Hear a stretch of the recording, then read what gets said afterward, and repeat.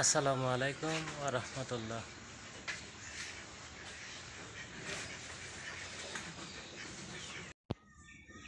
হ্যাঁ, এই যে গোবর তোলা হয়েছে, এখন ধোয়া কাজ হবে। দেখা যাক কি হয়। আসসালামু আলাইকুম। আজ শ্রাবণ মাসের 25 তারিখ, আগস্টের 9 তারিখ। গোয়াল ঘর কেমন হওয়া দরকার? গোয়াল ঘর চারদিক আগলা থাকলে ভালো হয়, কারণ বাতাস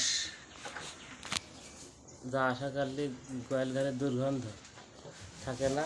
এই যে গোয়াল ঘরের ভিতরে প্রচণ্ড ঝাঁজ, মানে সোনা থাকে, চারদিক বাতাস ঢুকতে পারে না।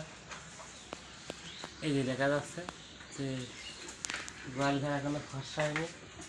মানে সবসময় গোয়াল ঘর ফর্সা থাকলে, গোয়ালের যে পরিষ্কার পরিচ্ছন্ন থাকলে গরুর হজম শক্তি ভালো থাকে, জাগর কাটাতে পারে। গন্ধ থাকলে জাগর কাটাতে পারে না। এখন 9টা বাজে, গোয়াল ঘর পরিষ্কার করবো, গরুকে ঘাস দেওয়া হলো। এই শুধুমাত্র ঘাস খাচ্ছে গরু। কি খাবি? হুম,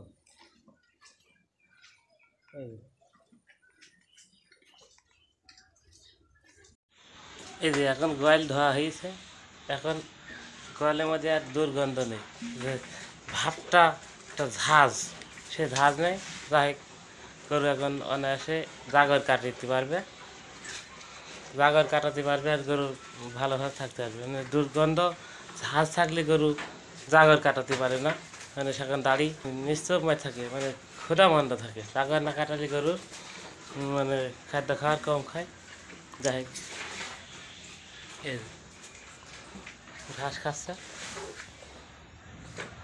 আর এই গোয়ালরা করা 25-26 বছর আছে, 2000 সালের দিকে। টিন কাটা সব হয়ে গেছে, রং ধরে গেছে। হ্যাঁ, এই গোয়াল আবার নতুন করে উঁচু করতে হবে। গোয়ালে চারদিক আগলা রাখা উত্তম, যাতে আলো বাতাসের ব্যবস্থা